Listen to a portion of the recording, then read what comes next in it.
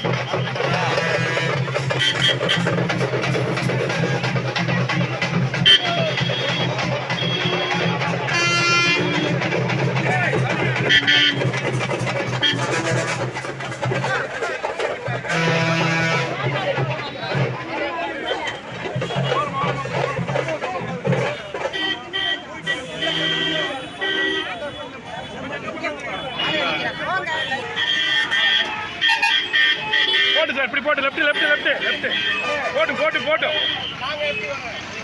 பின்னாடி வரேன்.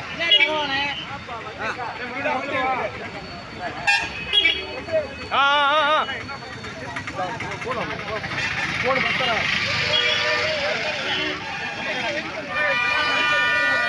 ஏய் போமா நம்மள இல்ல இல்ல